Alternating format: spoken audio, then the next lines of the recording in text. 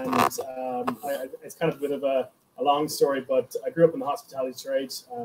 My family were in pub trade as well as hotel trade, and basically worked in the bar, washed glasses, doing all the prep work. And there was always, you know, I guess the curiosity of what are these bottles behind the bar? What's the stories behind them? And I guess the biggest curiosity, which there is a print inside the bar there, if you go in later, you'll see, of Limerick whiskey. And that exact, you know, one of those prints really caught my curiosity at a really young age.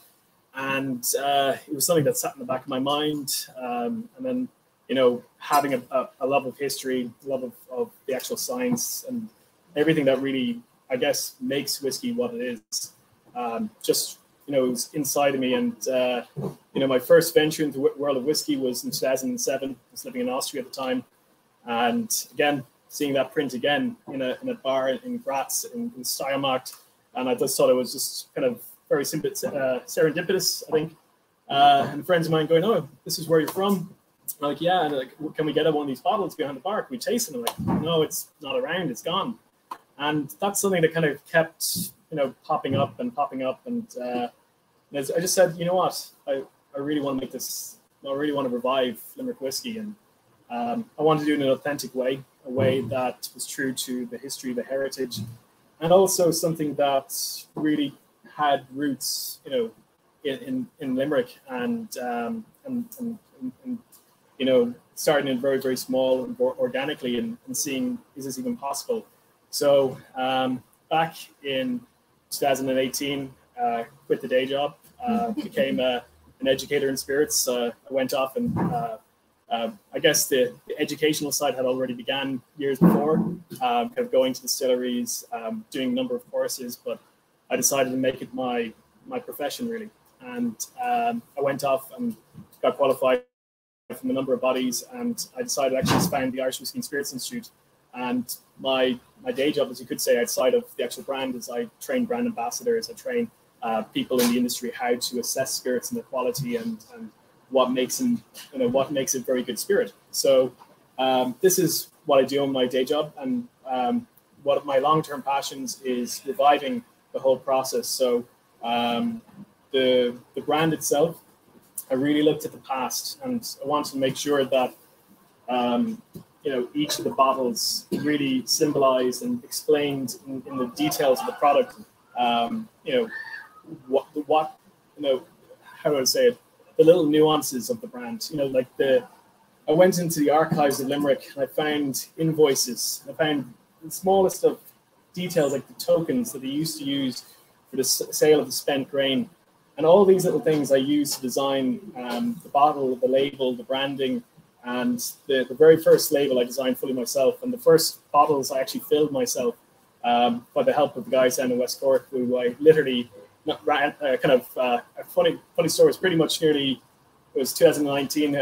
I came here to Angus, and I told him I was going to be around here, and we drove the cask around the old distillery here, and we brought it down to West Cork, and the guys helped me fill it there because I got let down by the guys in Dublin. So I physically filled them all by hand myself down there and labeled them all, and each of the individual tubes were hand constructed by myself as well. So there's a lot of effort went into everything, but it's amazing to see how the brand has evolved and what support it's got over the last couple of years. And I'm really, really excited to say that last year we successfully grew barley in Limerick, just outside 6 kilometers outside the city, and we've distilled that into new make spirit and filled that into casks in January of this year.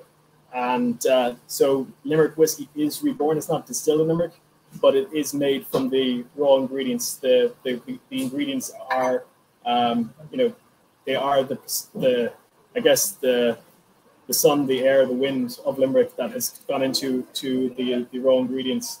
And this year we grew over 60 tons of barley, and also oats. So very, very excited to get that made into whiskey now. So the barley now is sleeping for 2 months before we can malt it. It has to have a period of dormancy. So yeah, it's a very, very exciting journey that it's been on. And then the next step is to incorporate the environment of Limerick. Limerick itself is really unique. And I don't think a lot of us can agree that it's quite a damp and moist place, really, and, we can say, luckily today, it's not that damp or cold, but we can all feel the humidity coming from this river. And one of the kind of references I looked at was a book, which I have here, and you're welcome to look at later on, which was written by Alfred Bernard, who's the best way to kind of describe him was a really early stage whiskey blogger, for the world of the internet, and in the 1856, going around to all the distilleries, composing these guides of all the distilleries, and because of this information that he took and captured, we have really detailed information about the distillery that was just here. One of the things that he remarked on, which I think is really, really interesting and exciting about reviving whiskey in Limerick, and particularly whiskey maturation, is he said that Limerick spirit was of good repute and said to possess a rapidly aging character to it. And I really feel that does come down to our changeable environment that we have in Limerick and the humidity from the river. So these are things that I'm really excited about, getting a bonded warehouse in place, with the plans then to build a distillery. So there's a phased approach of bringing back the provenance and slowly working from using our source liquid, which we source from Great Northern, and I do really interesting and different finishes on those individual spirits, just to really kind of tell stories. And the stories that I do tell really are all about the people, these departed spirits that we've had who are from Limerick and went on to different parts of the world and made a real mark. So it's something that I think whiskey in itself, we are capturing time, and we're really bottling it. And when we open a bottle of whiskey, we're really sharing time with each other. And I think the one thing that every Irish person really does when we share time together is tell a story. What better thing to do is to have a bottle of whiskey that tells a story. And literally, these are the stories of these people that really were pioneers. People who saved the city from people who were coming to invade and take over, and then who had gone on to parts of the world and done some amazing things. So I guess really what I'm saying is I have a massive passion for this, and I'm just really excited to be able to share this all with everybody here. And I think the best way to kind of explore something is to taste it. So I think I'll welcome you all to taste the first one. I don't know if there's any particular order. Let's look at the Galloping Hogan, that's number 4. Yeah. The first one. So if you want to choose a different order, you can choose to do that. Okay, I think is that the 49% one, is it? 49%. Yeah. Okay, yeah. Perfect. So we said we do this before you with the capsule. Yeah. Perfect. So I like to do kind of weird and wonderful stuff when it comes to whiskey.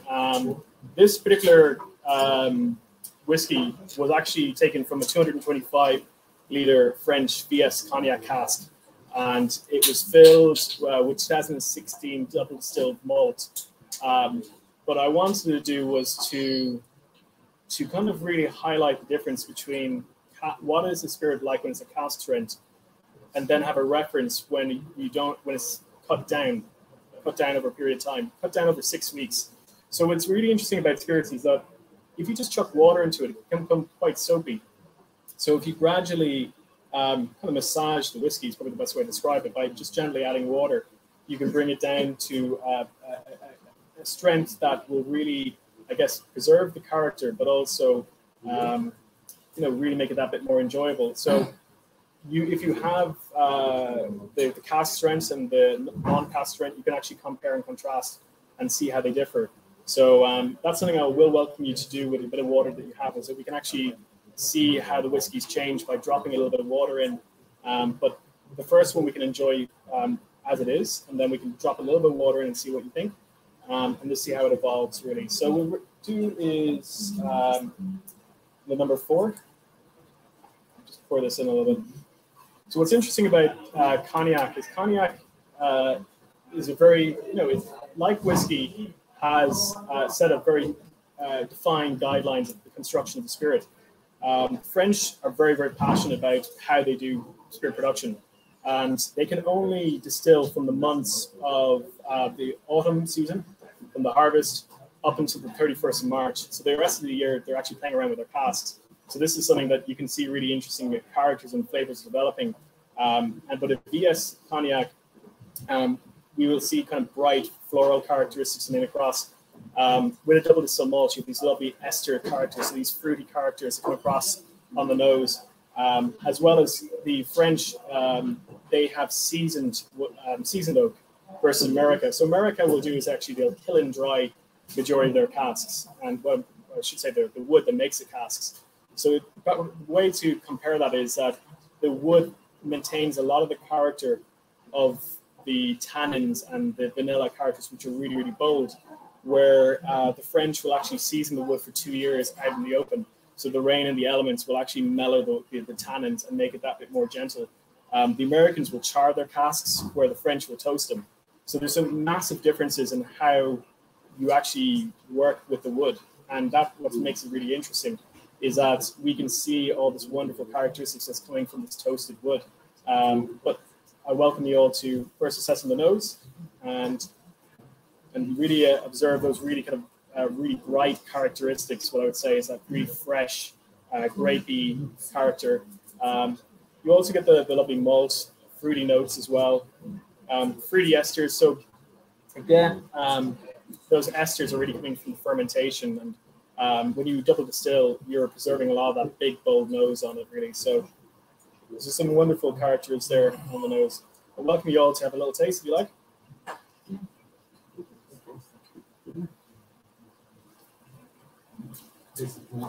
I played around with this one quite a bit because what I wanted to do was work out the correct ABV, and that's really like a warming, a glowing warmth to that particular whiskey, and it just really has a wonderful mouthfeel.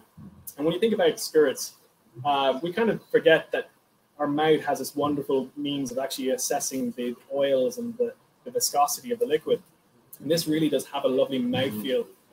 Some spirits, when there's the strength is too high, you can be quite aggressive and sharp on the palate, but this is lovely and smooth, and it just round. The way I kind of describe it is similar to if you look at shards of glass. Most spirit coming off a still is going to be like sharp shards of glass. When you work with the spirit, you can kind of round off those edges and become a lot more, I guess, more welcoming on the palate rather than aggressive. The characteristics you get on the palate, you have that lovely balance between the nose and the palate. The spirit is expressive, but it's not muted in any way. And there's a warmth that really gently carries on as well. But the toasted wood really just gives us wonderful characteristics of the fruit, as well as the floral elements coming from the cognac. So that's that particular spirit, folks. I would welcome if you ever get a chance to try the Cask. And it's a lovely thing to actually do is compare and contrast, because this is the only whiskey that you will actually come across where you actually have the same liquid from the same cask cut to different levels. Just something with a bit of fun. But there was only 160 of these bottles, and I think the other one was 200 and something. I can't remember, 250 around that. So it's quite a limited amount of whiskey that's out there. But I think that's what really makes it special, because these are like passing moments in time, and not two casks will be alike. So they'll always be that bit different and always changing. So, Sancho.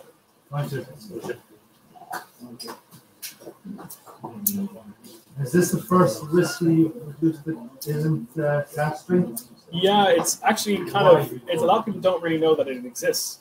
This one, so I kind of didn't release it. I released it, but I didn't tell anybody that I released it. It's only James that got it. So it just kind of slowly was hidden amongst the release of Miguel Hogan. Yeah. But it just was something that I wanted personally to explore. And I thought, what better way to explore it than with everybody else? So I took 100 liters from that cask, cut it down over 6 weeks, and then bottled it. And that way you can actually have two unique whiskies, but they're actually from the same composition, same liquid. But yeah, it's just really interesting how you play with the spirit. Did it differ very, very much between the two, the cask strength and they do, because when you add water, and I have this kind of really cool tool where you can actually just read the alcohol and just kind of work with it. And you can see that by slowly massaging as such the whiskey with the water and bringing it in slowly, it does change it quite a significant bit.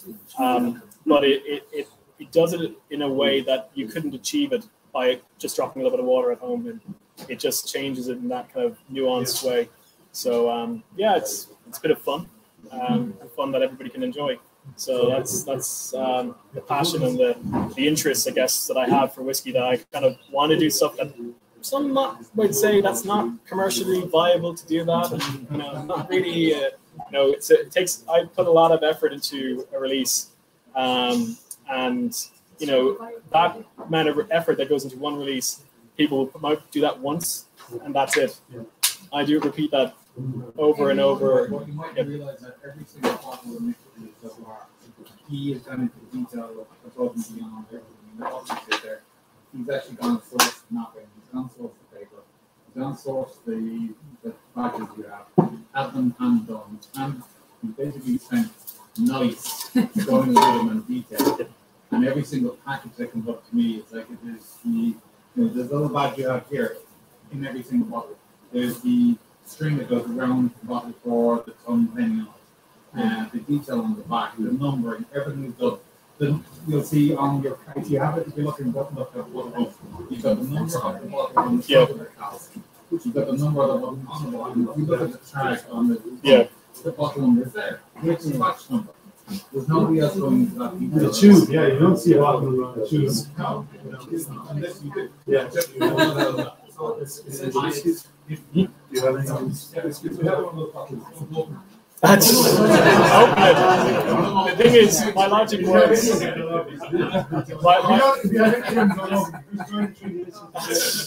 No, please open them.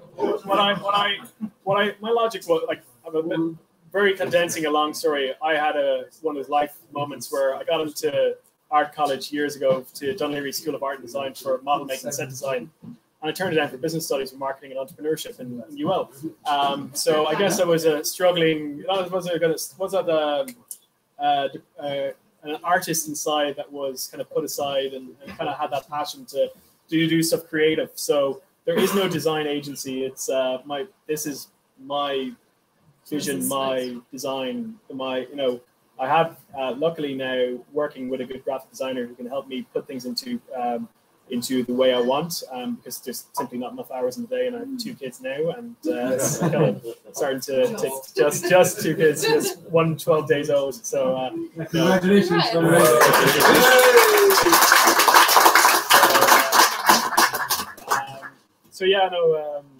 As I said, the first 100 tubes, they were hand wrapped by myself. So literally the entire process from start to finish for the very first 100 bottles were all done by myself, and I nearly had a mental breakdown about taking the cask down the court. Yeah. Literally crying on feet. Oh yeah. I think I'm patient 1 for COVID for that. Maybe.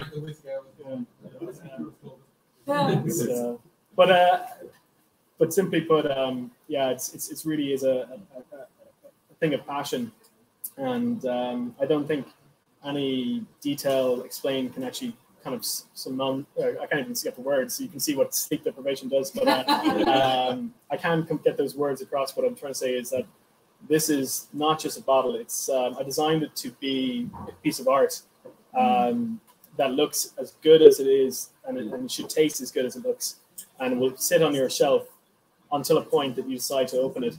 And that's really what, for me, is like a good spirit when I teach about spirits and working with brands and telling them what they should be looking for. The main thing I'm saying is balance. And I think that it should look as good as it should taste. So that's kind of my logic.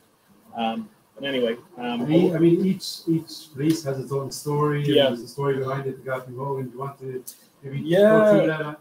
Sure.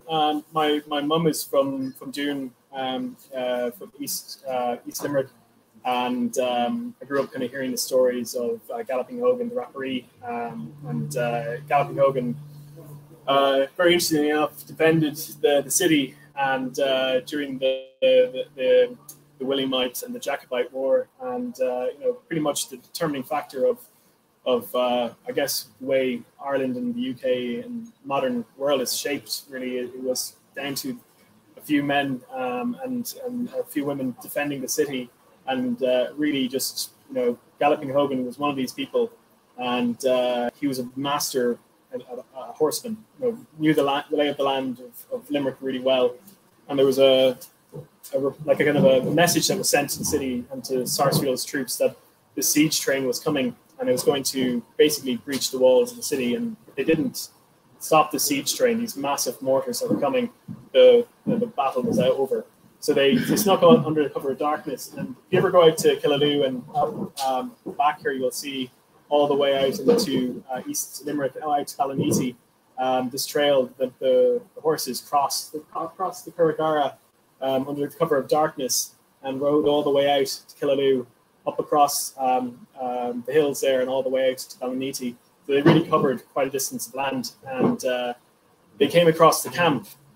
And the camp, there was this little old woman who apparently was coming back from the British camp, and they asked what was the password to get in. And apparently the password was Sarsfield, Patrick Sarsfield, which is quite ironic. And Patrick Sarsfield and Galloping Hogan rode in, and when they shouted friend or foe password, and Patrick Sarsfield shouted out, Patrick Sarsfield's a password, and Patrick Sarsfield's a man, and apparently they slaughtered them all and blew it up. So it's quite like something that could make a really good movie about it. But apparently the explosion was one of the largest explosions, because all these gunpowder kegs and everything that brought down the fuel these mortars, and you could see the explosion, because you remember back then there was no lights or modern lights, so a flash like that and the explosion, silence, they would have echoed across the land, and they knew that they could sigh of relief that they could battle on for a bit longer. But Galloping Hogan was an interesting character, because after the signing of the treaty, and actually I think it was signed, it's coming up quite shortly, it was signed in October 1691, and basically it meant that the Irish had the option to either enlist in the British or the Williamite army, or go into exile. And they went off. So with the fleet, the wild geese, they went off, and a large amount of these people settled in France. And it's really interesting because those people, really became assimilated into the French culture, as well as, I forgot to mention, the French were our allies in helping us keep away the Brits at the time. And so they went back over there. But Galloping Hogan fought on for 6 months because he didn't agree with the treaty, which led to the penal laws. And eventually he went over to France. And, I'd said, what a great way to tell the story then, to bring a French spirit, a French cask, and marry that with a rebellious Irish spirit. That was kind of the way I thought about it. So that is the first kind of part of it, the story of Galloping Hogan. And then we kind of continue that story into the next spirit. So maybe we just rinse the glass and taste the next one. The next one is Miguel Hogan. So you're probably guessing the Hogans, but it's actually the same guy, because Michael Hogan, Galloping Hogan, was Michael Hogan. And when he got to France, he got in a bit of trouble. Apparently he had a duel with his cousin, and because he had a duel with his cousin, they didn't really go too well, and his cousin didn't really last too long. So because he had fought really well in the battles of Flanders, and the King of France, gave him, I guess probably the best way to say it was a bit of a blind eye, and said, "Get out of the country, or you're going to be your head chopped off." So he went to Portugal, and in Portugal he was really, really critical for bringing his nighttime manoeuvres, which he developed here in Limerick and around the county. And these nighttime manoeuvres were critical for the Battle of Campus Major. And if it wasn't for these 500 men, similar number, actually pretty much identical to the numbers that he used for the raid in Ballinity, the city of Campus Major would have fallen, and that was the last kind of stronghold in the Spanish War of Concession that was going on. So this guy, who's basically like the Oliver Cromwell of Spain, invading, and he basically kept him from invading Lisbon, and because of that, he was rewarded with wealth, and he married into the aristocracy of the Portuguese royal court, funny enough, and his family and descendants are there in Portugal to this day. So it's quite interesting to, I guess, tell that story. And yeah, it's just something it's really fun to explain that in a spirit. So the way I kind of thought about it was, you know, having this wonderful ruby port cask, which ruby port has really vibrant flavors, and it doesn't, when grapes change and mature, they can change in a way that the flavors, they don't really resemble the grape. They become more raisin. Whereas you have the ruby port, they don't have this extensive aging, so it preserves some of the lovely character of the grape, as well as the coloration. And that really, you can probably notice about the coloration of this liquid has this real vibrancy. I poured this, I mean, I poured it out. Yeah. When I poured this out into the drug to the repent, the color of this is just unbelievable. Oh, absolutely. It's like a bean, wasn't it? You definitely didn't miss that. I certainly did not know. I knew this is one great. Yeah. And also, I mean, there's two particular batches of this. Yeah. The first batch came out a little earlier, so I don't know. Yeah. There's probably not a lot of these particular batches open, so it's a unique opportunity to try. Absolutely. This was the one that was in 3 drams, and I think it blew a lot of people away, really. And you know, as I said before, these are whiskies that are as if these are. It's like basically welcoming you all into a bonded warehouse and cracking it open and getting a sample directly from the cask. That's what the whiskey is like. These are uncut. So it's a quite oaky because it's cask strength. So again, depending on whether you're used to cask strength, you may choose to add a bit of water. But it can really, it gives you, the flavors are unmuted. And the funny thing is, it's a bit like if somebody's into your music, if you ever listen to music on vinyl or go to an orchestra, and then you listen to music off a CD or an MP3 player, and it's totally different. You know, cask strength spirits are like that. Once you're introduced to them, it's like being in that theater and that orchestra that you have full flavors. But when you have water added to spirits, sometimes it just kind of expands it too much, the flavor, that they don't have the length and complexity. But again, these are cask strength. This is something that a lot of people may not be used to, but there's a very strong following for cask strength.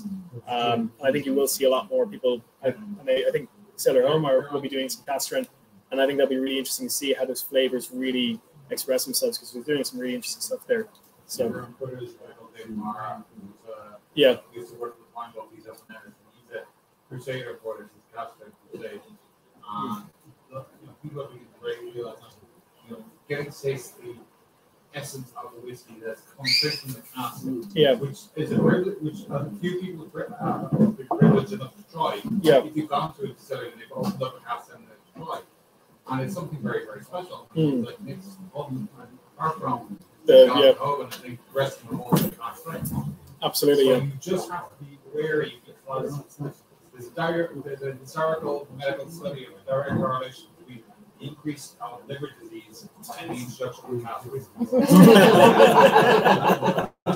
And also the fact that you drink the same way you would, your bottle powers or your red breast, whatever, it's like, this is at 60% alcohol. The rest of them are, 40 or 43%.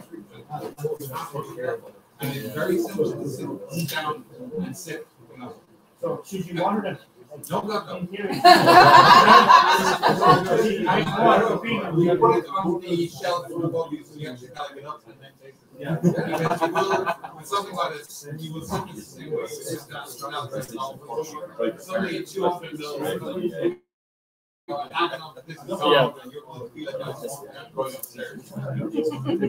One thing about cask strength as well is that the reason why a lot of spirits are bottled strength they are is not actually to do with flavor. It's actually to do a lot of kind of technical science elements, and one element is also to do with the VAT and duty that's applied on the spirits. So anything below 40% is no longer whiskey. Simple as that. Anything at 40% is just the minimum of what whiskey is, and has the least amount of VAT and duty that a company needs to pay. So 43%, 46% is done at that rate, because below that you would need to do chill filtration. So you probably see in bottles non-chill filtered. The reason for this is that when spirits are below that strength and they're chilled, they become cloudy and the oils come out of solution. So it's really interesting to see when you're actually tasting whiskey, that you're actually tasting pretty much what an accountant has agreed, or what what's been the boardroom decision. So that's where I see a lot of kind of the craft and artisan kind of producers are not going to be selling you the water unless it has a very focused purpose. And also be aware that when you have water, not all water is equal. If you look at the back of that Tipperary bottle, it will say the salts and mineral content of that water. If we take water from the tap, we got fluorine in there. Fluorine kills esters. So you got to be really aware of those things. Again, if you're going to use water in distilled spirits, you have to use demineralized water. So there's all this stuff that, we really forget, but again, I just really want to kind of show what it's like to get something from the cask. Because I think there's plenty of people who are doing something different than that. I like to show what you can't get often. And these are things that you really don't get the chance often to taste. So that's kind of the logic to that. So on this one, really, it's massively those dark fruits. Again, double distilled, so really there's fruity notes coming across. And the malt itself has those lovely biscuity characteristics as well. If anybody's never gone to a distillery and smelled what malt smells like and tastes like, you probably all had Maltesers. So the malt in the very center is that really biscuity, crisp character, and kind of sometimes like a honey character as well. So I think that's what makes malt whiskey quite special. And they're distilled in a pot still, so pot stills themselves create quite characterful spirit. So that's why I think they're quite special as well. So I guess that's Miguel Hogan, really. So we can enjoy it, I guess, really. Yeah, so yeah,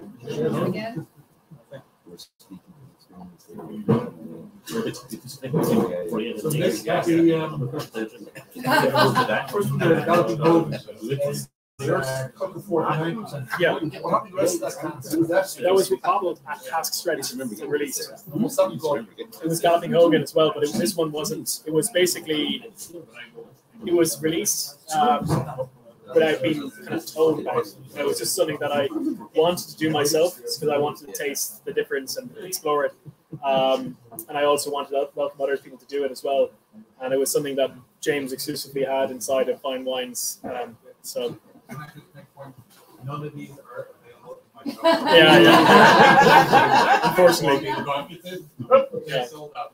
They're on the secondary market. They're going to silly money. I try to, I don't encourage flippers. But yeah, no, there will be more wishes than this. Yeah. But it's a pity that it's not there. Seriously, no problem. Yeah, you can say that some of the whiskies you're trying tonight, they've gone for €400 at the weekend. This weekend gone. Yeah. Your ticket price allowance paid for your one enjoy it. Yeah. It's a rare opportunity to try these whiskies. So thank you. Do you have many different types? It's just these three, or do you have others? I have probably a lot in the pipeline. Okay. I'll share with you. Oh, it's recorded though. Is it? Keep it quiet. We'll edit it. Edit it. Okay. So I have something that's exclusively to Limerick, which is coming. Again, massive history buff. I've spent pretty much my childhood going around learning everything here, and my wife and my family call me like Nicopedia, because the shit I remember. But the King's Island had the Viking settlement of Hilmrecker. So anybody who enjoys their history will know that the Vikings established the cities of Ireland, and this is actually a cask from Stowning's distillery, a Danish whiskey distillery, which originally had plantation rum inside the cask, which then was filled with their rye malt whiskey. What's really unique about Stowning Distillery is, I think they're pretty cool, because if you go to, I won't say any names, of big distilleries, they have big stills, okay? They just scale up by putting bigger and bigger stills in. This distillery has multiple mini stills, like really small stills with direct heat, alembic pot stills. So similar things you see to production of brandy and cognac, or even the UDV or brandy that's used for fortified wine. So again, really interesting stuff that they do. And their distillery is just fantastic, and the spirit they produce is really, really interesting and amazing. So I've got one of their casks, and it'll be exclusively to Limerick, and a limited number of those bottles.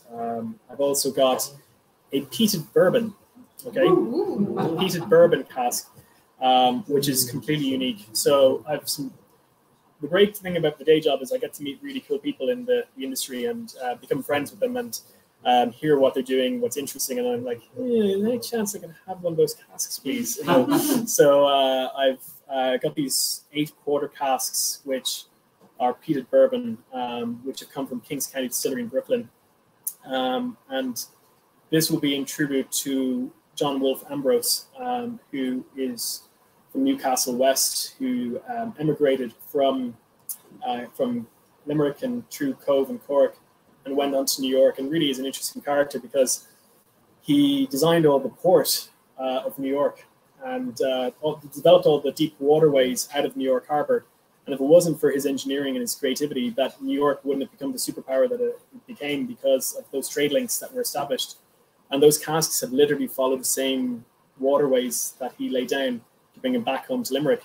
And they were brought back to Limerick and then sent up to Great Northern and then built. And now they're down in Cork and they're being mature down there. And I'm working on having a bonded warehouse here in Limerick, which we can do all of the process of maturation here as well. But until that stage, we're using bonded warehouse elsewhere. But yeah, it's really, really cool to kind of tell the stories of these people and their history, but using these casks. But that cask has come from a distillery built just in the harbour of Brooklyn, which encompasses the area of where the Irish settled in New York and Brooklyn in New York State. So again, telling the stories of these departed spirits that left Limerick. So again, bit of fun, but something really unique that there hasn't been a peated bourbon finished Irish whiskey, but it's a malt that was originally in Pinot Noir casks and then put into these quarter casks. So some really interesting stuff. I've got Chateau Kieran casks, Grand Classic Cru 3. Filled with hot still Irish whiskey. So I don't know when I'll release them until the flavor is right and when they're right. So there's just kind of like a pipeline of all these different weird and wacky stuff that's there. And yeah, it's just really exciting to be able to share that with everybody. But I've got some.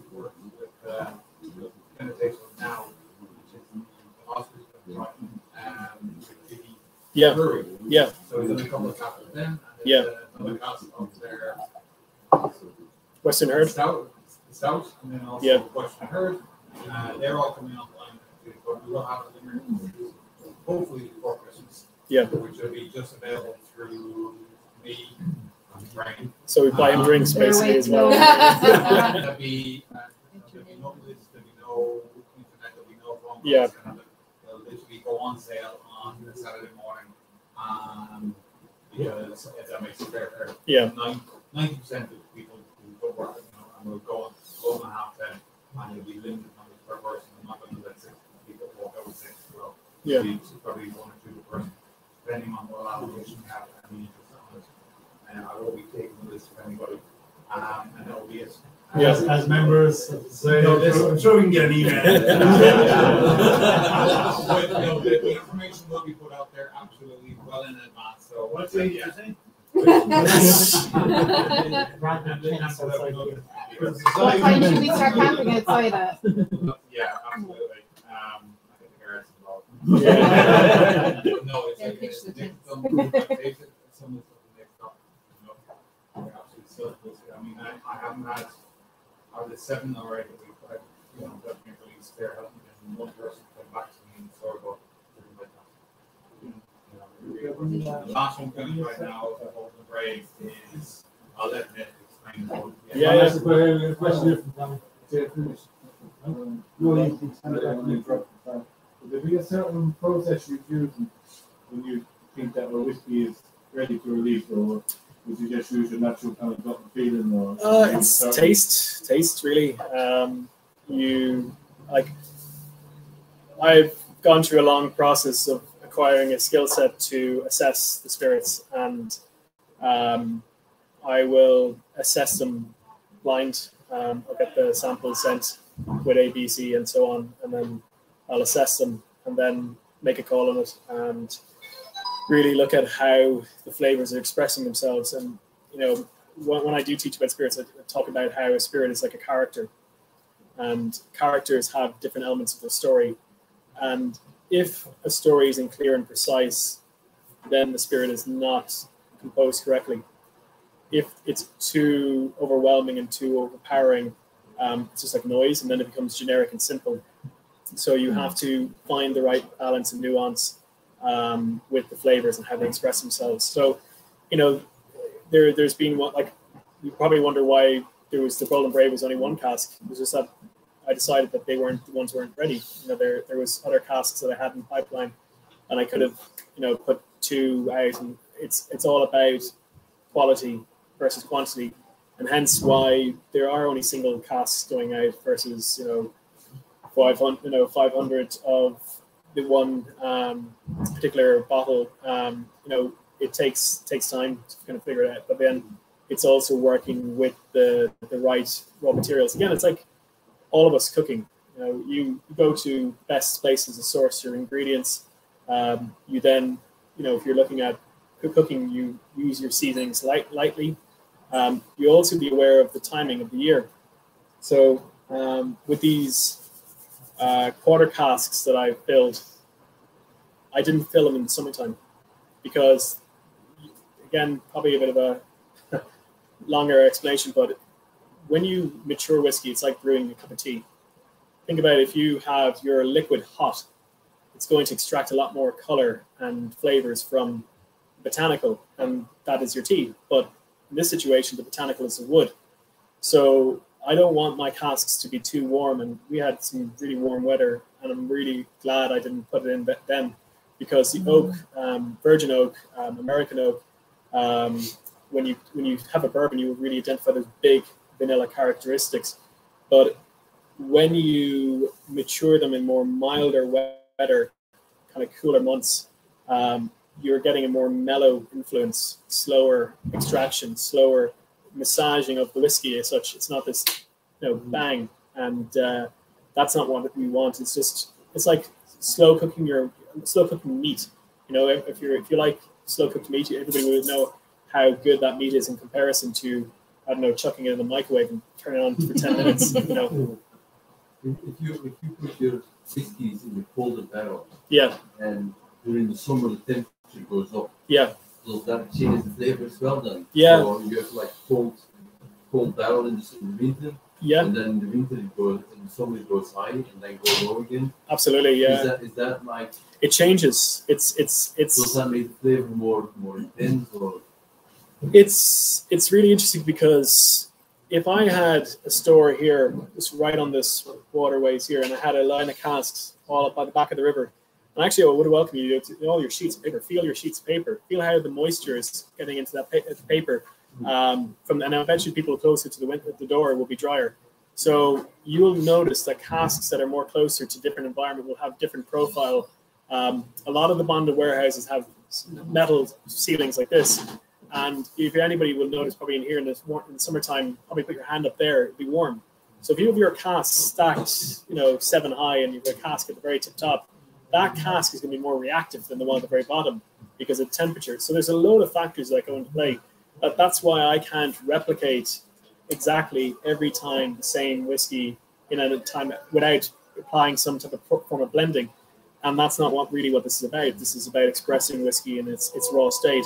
So, you will have variation. And the wonderful thing about whiskey is it does capture time. So the whiskey that we've had for the last couple of years for the maturation process, those warm summers have really been reactive of getting all the chemicals that are native in the wood into the spirit.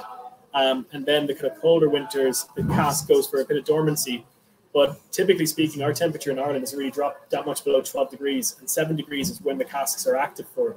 So there's loads of stuff that's really geeky and nerdy, which I love, and that's what makes great whiskey. This is why, like in the bourbon, that you see in the bourbons in America, they tend to age quicker because they have a fluctuation between hot and cold. And Yeah. They also they have a dry environment versus a humid environment, so their alcohol content goes up in the cask. So the alcohol soluble bits are higher in their casks than in our casks. Because water content increases because the alcohol goes down over here. So it's really interesting that the subtractive process of the wood reacting with the environment. So that's why I'm really excited about getting a bonded warehouse here in Limerick, because this humidity, this moisture that we all complain about probably on a regular basis, we can actually put it to some good use.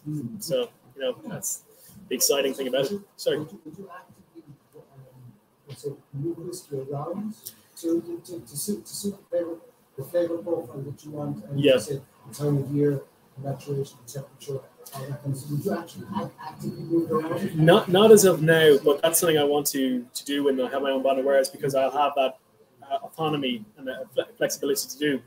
In the bourbon industry, you have things called known as honey casks, because they know that based upon, you know, if you have a load of whiskey in a warehouse, you'll know that the fluctuations will vary, and then you'll find the kind of Goldilocks zone of where the perfect spot is in that warehouse. And rather than having to move things around, you can know the position, that location is where we can find the cream of the crop. So, but to answer your question, the French do. In the cognac industry, when they have that 6 months playing with casks, they apply dry cellars and damp cellars. So the damp cellars increases that increases the water content and develops more rancio characteristics, so it's the leather tobacco character in the spirit. Whereas the dry cellars can get more angular spirits. You know, so it's interesting how they're playing with the environment to manipulate how they mature their spirit, and that's the exciting thing, because in that book, Alfred Bernard remarks about this rapidly aging character, and that's what the French are trying to do with the damp cellars. And Limerick just has that dampness here. You know, it's exciting. Yeah, use it. How many barrels do you actually have at the go right now? Quite a bit. I wouldn't say exactly, but we distilled 14 tons of barley last year.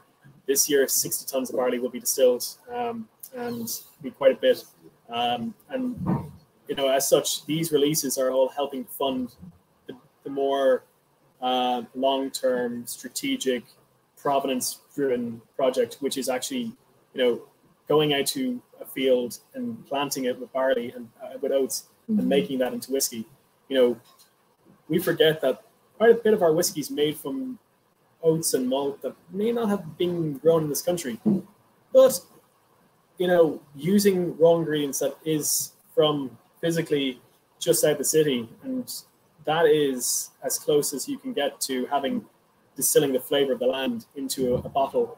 You know, the distillery is not in Limerick, but the raw ingredients is what's important. It's like selecting, you know, making a really good meal. Where you get that meat from and where you get that vegetable from really makes a difference. And again, the final bit will be how you execute that, and that's what the maturation in the bonded warehouse will happen or will have. So it's all really fun, you know, and that's why I'm really excited when I come into a room like this and I see I'm not the only one who feels this way about whiskey and spirits. That there's people who all share a passion for this, and that we all share a passion for Limerick, and that's something that we are helping to put Limerick back on the map. You know, simple as that, by all sharing a glass of whiskey and telling a story about Limerick brands and Limerick products. You know, there's people in Singapore who have my whiskey, and to America and Austria and things like that. And I just get a real kick out of it when I see that people are telling stories about these Limerick people that people may have forgotten or overlooked, or even thought Limerick was just a poem. You know, that's majority of people would think. They don't actually realize that this is a place that has so much cool history, places that are older than the pyramids just out the road here in Lougher, a city that's older than London, you know, as in like a city. Our city charter is older than London. No, where else are you going to get that? So anyway, on that, was another.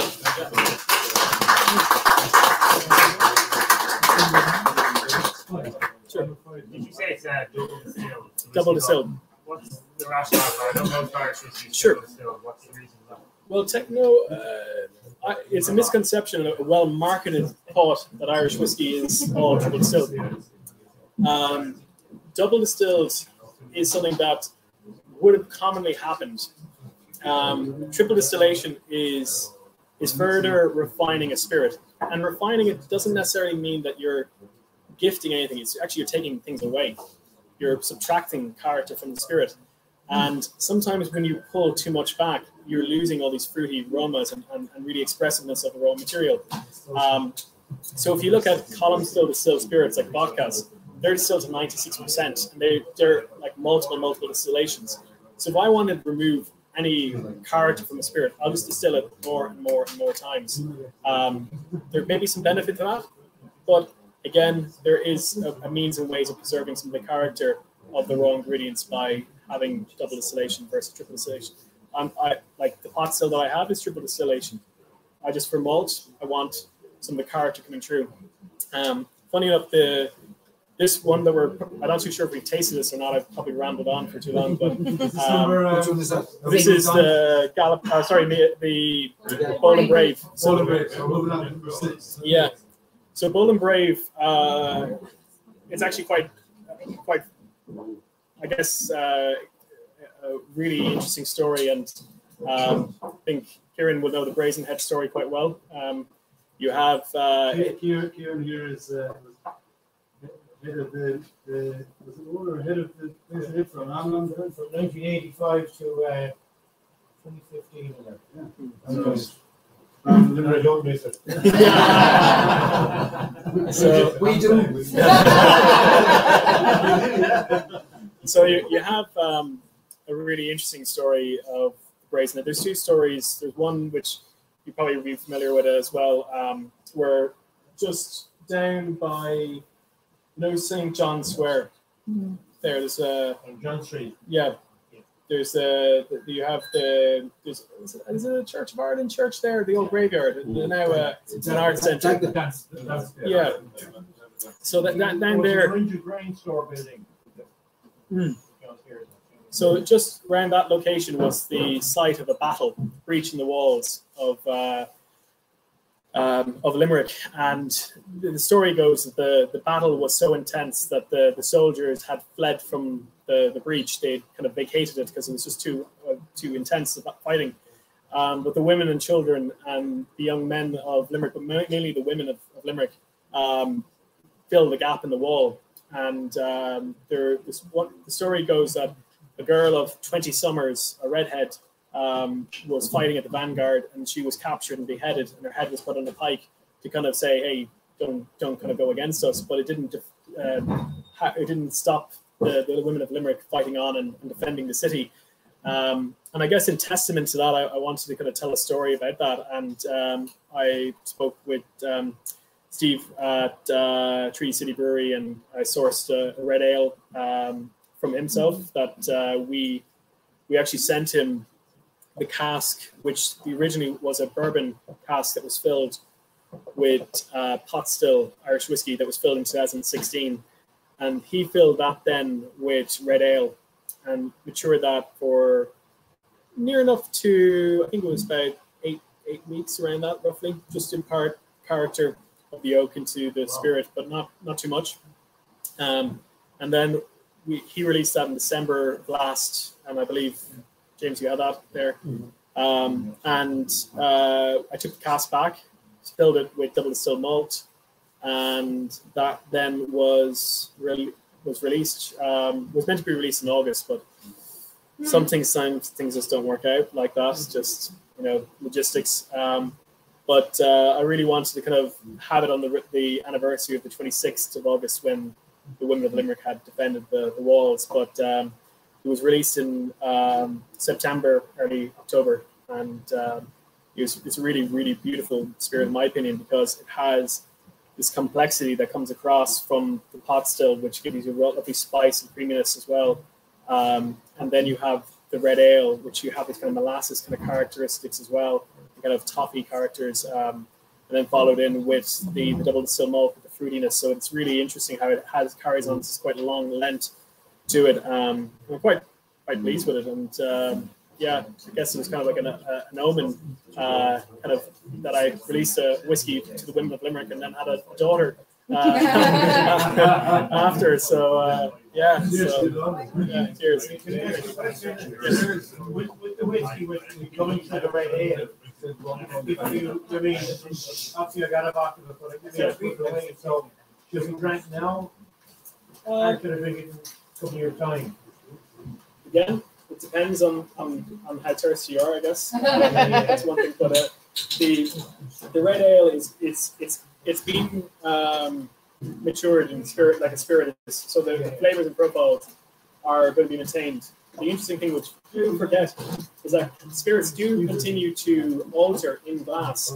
They just don't have any subtractive process from the wood, but the chemicals within the alcohol continue to alter. I can't say whether that would be a bit more favorable or less favorable. But again, I know it tastes pretty good right now. So, bring it to yourself. An interesting a friend of mine who was a Spanish guy in Limerick last time, we've been chatting earlier on, and in the Bilbao he's from, with the wine, yes, they store them underwater. So would that be something that works for whiskey or? So, oak casks are watertight, but they're not airtight. What's really important for the mellowing of spirit is oxidation. So by putting underwater, you're going to remove the oxidation process. So I don't think it would be favorable for it, but also you may have osmosis, where eventually the alcohol will leave through osmosis into the water. But you know what? One of the things I want to do and play around with is clay. It's not, I think that people are playing around with, but if you look at clay as a material, it has a subtractive process of taking sulfates out of spirits, but also can help. It also allows air to come in. It's similar to a cask. So I'm very curious to do like quite an extended age spirit, and then then marry it, and then let it mellow. So if you're ever doing kind of blending, using clay vessels instead of stainless steel, so that we can actually have it oxidizing continuing while the flavors are marrying together.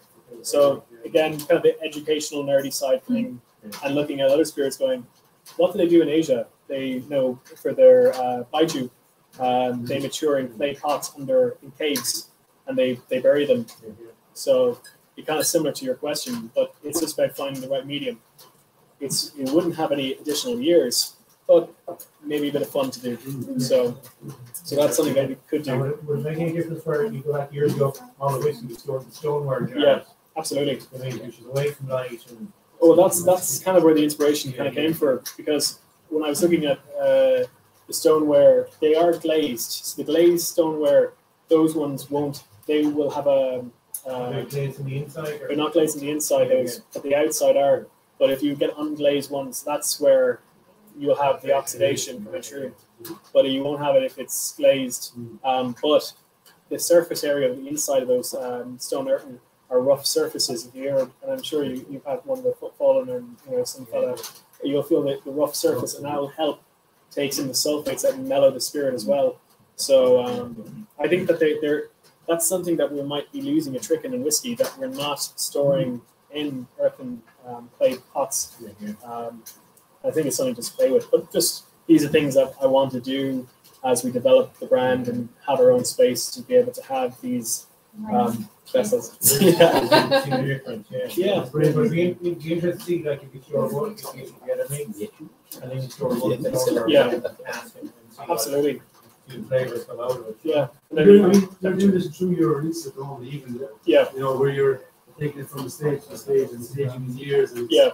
you look at different cast influences and showing it definitely. throughout the year, and it's progress it's making. But like, it's doing stuff that people may not be thinking about doing. I think, as Cian pointed out earlier, people do like trying stuff that's different, and it may not be commercially viable, the stuff that I'm doing right now in a kind of large scale, but I think it's really fun and interesting. Like these water casks are 55 liters, they're quite difficult. Like not a lot of bottled warehouses will take them, hence why they're important, because they're too small. They can't stack them in the way that they want. They're literally put in a corner on their own, and nothing's near them. So like that's the stuff that I want to be able to do with having our own bottled warehouse. So I guess each bottle you buy, lads and ladies, is making that happen. So what is your in 10, 20 years, are you hoping to beyond that, like be still able to make those little kind of commercially viable ones, or what do you plan for that? Yeah, absolutely. Well, like I think that's the fun that needs to be continued, and I think the really exciting thing about Irish whiskey is that we're not restricted to just oak casks. We can use whatever wood we want. Yeah. And we can do some weird and funky stuff just because somebody wrote the technical file in a way that they didn't mention oak, but maybe that was not on purpose. That was just a purely mistake.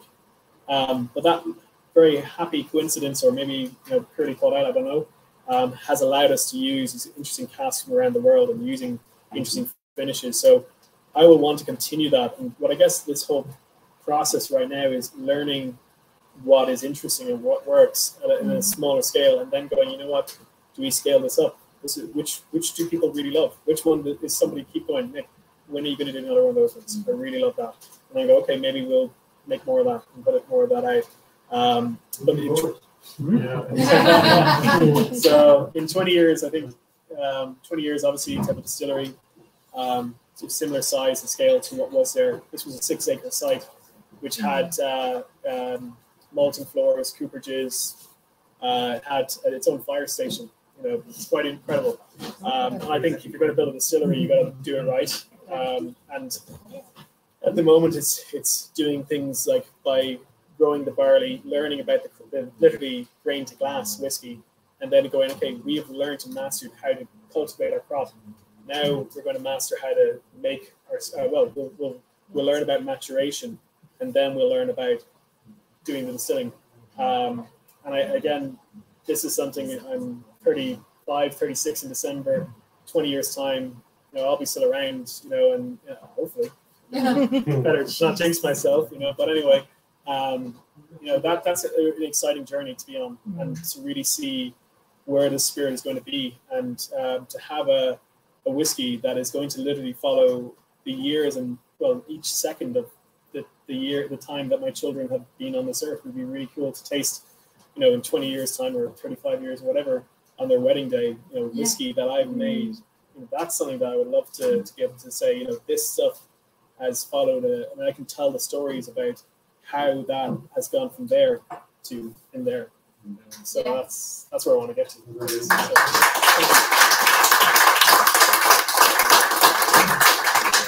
Like I said, with this particular whiskey, a lot of the beer and finished whiskeys, they don't impart a whole lot on it. Just doesn't have this.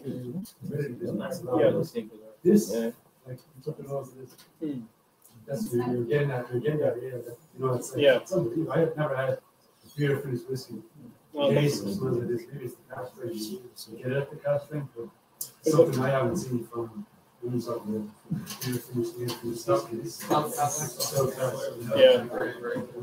haven't had the Imperial Silk Cask. We'll have to rectify with that. It's never been it's always had balance, whether it's alcohol content, Yeah. We try and use now 60% of alcohol, but you're not getting that right now. No. Same with flavor, it's always well balanced. It's something which I try. Wines and whatever, and they can say now with whiskeys. I know it's something elsewhere, but he's so involved with Brian. He's talking about whiskeys and trying different drafts. I don't think there's anyone else out there doing the same thing. Likewise, since day one, when they sat down with him and he gave them basic first whiskey. Oh yeah, that's one also about. And it's never been a problem now. The cost, so I'm going to give me everything you can. Thank you. The limit to everyone else. There's only 270 bottles out of most casks, so a lot of people haven't had the opportunity to try it. And with this one that's coming out, I'm unlimited, so everyone can get an experience. Oh, that's what I want. This is not the collectors, yes, absolutely, because they keep them for themselves.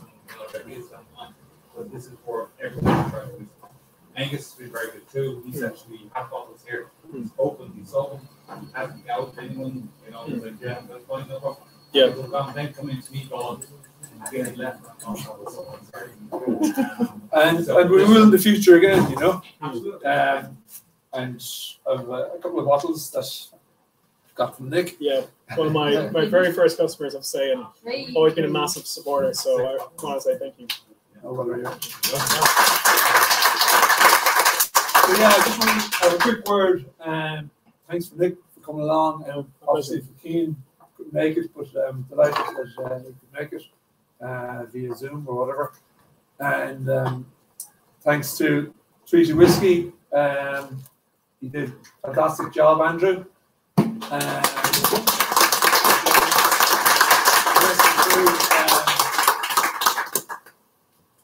must say I was very impressed with the whole like the sheets you printed up and so on.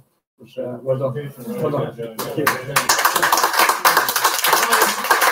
Presentation, it's, you know, I mean, it's down to the hosts that have us here, it's down to the members who make it happen, it's down to the brands who deliver the whiskey, you know, it's fantastic. I mean, and you know, we talked about a Limerick exclusive release of Thomond Gate, but I mean, our members want to know, are we going to see Thomond Gate 3D whiskey release? You know, that can happen in the future. It's something that our members can. Oh, it's something I'm always happy to chat and do something about it. So it'll be we all just sit down and have a chat.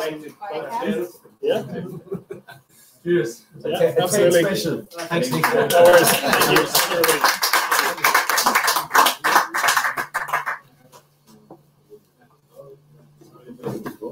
Thank you. No problem. No problem. That's the Galloping Hogan at 49%. So I wasn't sure what's the cask that they had.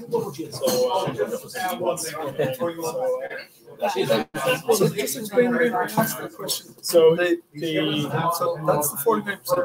The rest of the whatever was 100 liters in that cask. So I took, what happened to that? So I took 100 liters out of the whiskey. And out of the cask, I released the bulk of it as back for 6 weeks. And that allowed it to Definitely not going to this for apple. And that's the 49%. Correct, yeah. So that was released. So there's two called Galloping Hogan. One is 49%, one is 60%. Absolutely. And that's the only difference really is the strength. So it makes a huge difference really to the character by doing it slowly over time. So it's quite important to do really. So no, it's been great to do that. People see the difference. It's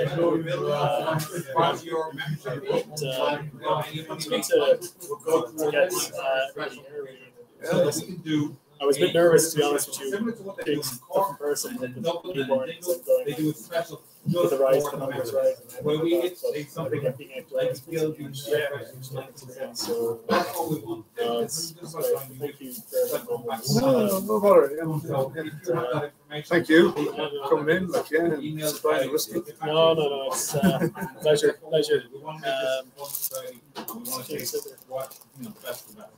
And you see from the city, it's not a no man's club, it's not a usual release as well. It's bigger scale. That's fantastic. It's great to see.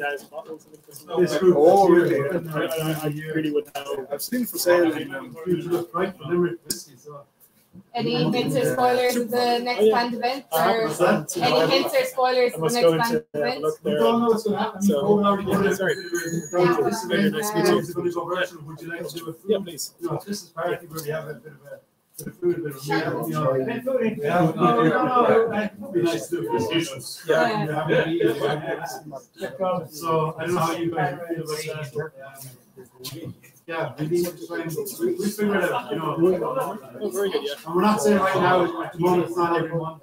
We're going to get to every month, you know, whether that's January, February, whether Yeah. Never able to solve. Okay. Well, let's see. Yeah.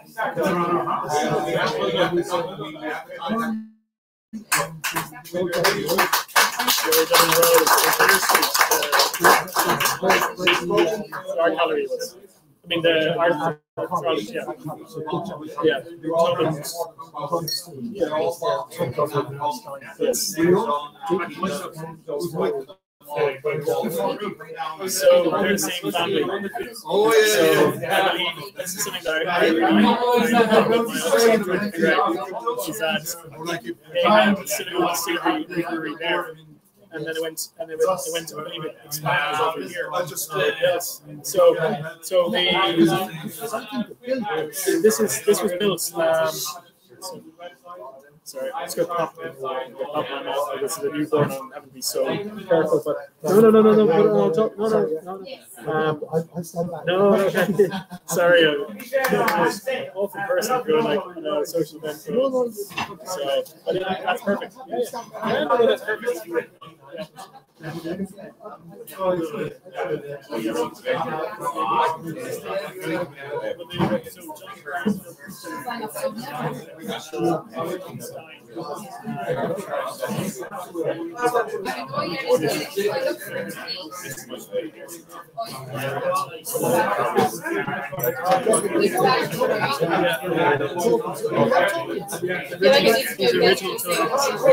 It says here, Stein and Brown. Stein and Brown. Yes.